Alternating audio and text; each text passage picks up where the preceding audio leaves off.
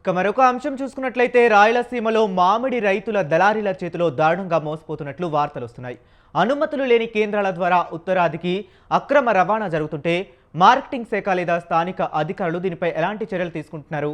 ఇక ఇదే అంశం గురించి మరింత సమాచారాన్ని మా కరెస్పాండెంట్ కడప నుంచి సుబ్బారెడ్డి లైవ్ ద్వారా అందించడానికి సిద్ధంగా ఉన్నారు. సుబ్బారెడ్డి, చెప్పండి. హరీష్, ఏదైతే పలరాజుగా పేరు ఉన్నటువంటి మామిడి వేసవి వచ్చేటప్పటికి రాయలసీమ ప్రాంతంలో ఉండేటువంటి అన్నమయ్య, తిరుపతి, చిత్తూరు జిల్లాలో విరివిగా పండించేటటువంటి పరిస్థితి ఉంది. దాదాపు ప్రతి ఏటా 2 నుంచి 7 లక్షల టన్నుల వరకు మామిడి ఈ ప్రాంతాల్లో దిగుమతి అయ్యేటటువంటి పరిస్థితి. అయితే ఏదైతే ఈ పలరాజుగా చెప్పేటటువంటి మామిడి కాయ దశకు వచ్చేటప్పటికి దళారులు ఎంటర్ అయ్యేటటువంటి పరిస్థితి. అయితే రైతులు పండించిన పంటకు సరైన గిట్టుబాటు ధర కల్పించకపోవడంతో పాటు ఈ దళారులు చీడ పురుగులుగా ఆ రైతుల నుంచి ప్రతి సంవత్సరము లక్షల రూపాయలు దోపిడీ చేస్తున్నటువంటి పరిస్థితి అనేది. అయితే ఏదైతే ఈ పండించేటటువంటి పంటకు ఈ సీజన్ వచ్చేటప్పటికి అటు ఉత్తరాదికి సంబంధించినటువంటి ఎవరైతే వ్యాపారస్తులు ఉన్నారో వీళ్ళంతా తోటల దగ్గరకు వచ్చి ఈ కాయలను కొనుగోలు చేసి ఎగుమతి చేసేటువంటి పరిస్థితి ఉంది. అయితే ఏదైతే ఈ పండించేటువంటి పంట అటు ఏదైతే చెన్నై, కర్ణాటకతో పాటు కేరళ, అలాగే గుజరాత్, రాజస్థాన్ ఈ ప్రాంతాలంటే శ్రీనగర్ వరకు ఈ ఏదైతే ఈ మామిడి ఎగుమతి అయ్యేటటువంటి పరిస్థితి. అయితే ఈ పండించేటటువంటి పంటకు ఎవరైతే ఎప్పుడైతే దళారులు ఎంటర్ అయినారో, ఏదైతే ఉత్తరాదికి సంబంధించినటువంటి షేట్లు తోటల దగ్గరకు పోయి వ్యాపారం చేసుకునేటువంటి దాన్ని అడ్డుకొని దళారులు ముందుగా ఈ ఏదైతే ఈ పండించినటువంటి పంటకు ఎంటర్ అయినారో రైతుల దగ్గర నుంచి దళారులు కొనుగోలు చేయడానికి ప్రయత్నాలు చేసేటటువంటి నేపథ్యంలోనే రైతులు నష్టపోతున్నారనేటువంటిది రైతులు ఆవేదన వ్యక్తం చేస్తున్నటువంటి పరిస్థితి. అయితే దిగుబడి చేసినటువంటి ఈ మామిడి ఏదైతే ఉందో దానికి అమ్మకంకానికి సంబంధించినటువంటి మండీలు దాదాపు 460 ఉంటే అందులో 104 మాత్రమే అనుమతులు కలిగినటువంటి మండీలు ఉన్నాయి. మిగతా అన్ని కూడా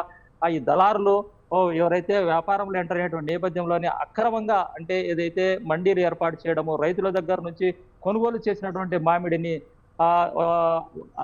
స్పాట్ లో డబ్బు లేకుండా దాదాపు వారం రోజుల తర్వాత ఇచ్చేటువంటి పరిస్థితి అయితే ఇక్కడ ఉంది. అయితే ఈ వారం రోజుల్లోనే ఎవరైతే అక్రమ సరఫరాకు తెరదీసేటటువంటి దళారులు ఎంటర్ అయినారో, చీడ పురుగుల్లా రైతుల నుంచి దోపిడీ చేసేదానికి తయారైనటువంటి దళారులు ఎప్పుడైతే ఎంటర్ అయినారో ఆ వారం రోజుల్లో ఎవరైతే ఉత్తరాది నుంచి కొనుగోలు చేసేటువంటి సేట్లు వచ్చినటువంటి వాళ్ళందరికీ అమ్మకాలు చేసేటువంటి పరిస్థితి. అయితే అమ్మిన తర్వాత ఆ సేటుల దగ్గర నుంచి నగదు రూపంలో తీసుకున్నటువంటి దళారులు రైతులకు చెల్లిస్తున్నారు. అంటే దళారులు అనేటువంటి వ్యక్తులు ఎప్పుడైతే ఈ వ్యాపారాల్లో ఎంటర్ అయినారో అప్పుడే రైతుల దగ్గర నుంచి రైతులను పొట్టకొడుతూ ఈ కేటుగాళ్లుగా తయారైనటువంటి దళారులు రైతుల నుంచి నిలుదోబిడి చేసేటువంటి పరిస్థితి అయింది. ఒక్క అన్నమయ్య జిల్లాలోనే దాదాపు నీలం, బేనిష, కలందరు, అలాగే చెరుకు రసం ఇలాంటికి సంబంధించినటువంటి 45 రకాల మామిడి కాయలు ఎక్కడైతే ఈ అన్నమయ్య జిల్లాలో పండించేటువంటి పరిస్థితి. ఒక్క చిత్తూరు, తిరుపతి జిల్లాలో మాత్రం ఒక తోతాపురి యొక్క మామిడి ఒక్కటే మాత్రమే దిగుబడి అయ్యేటువంటిది.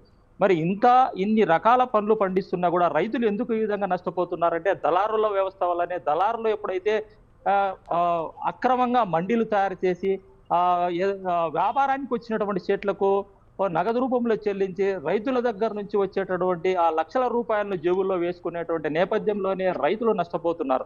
అయితే రకాలు కూడా ఏదైతే బెనిషా లాస్ట్ 15 రోజుల కిందట దాదాపు 40 నుంచి 50 వేల రూపాయలు టన్ను పలికేది.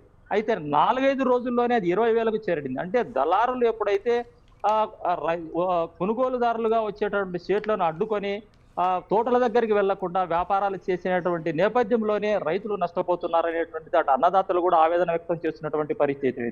ఎప్పుడైతే కొనుగోలుదారులు తోటల దగ్గరికి వెళ్ళి నాణ్యతను దృష్టిలో పెట్టుకొని నాణ్యతను గుర్తించి మామిడికాయలను కొనుగోలు చేసినటువంటి నేపథ్యంలోనే రైతులు లాభం పొందుతారు. కానీ దళారులు ఎప్పుడైతే వ్యాపారస్తులను అడ్డుకొని తోటల దగ్గరికి వెళ్లకుండా మండీల దగ్గరనే వ్యాపారం చేసేటటువంటి నేపథ్యంలోనే రైతులు నష్టపోతున్నారనేటువంటిది.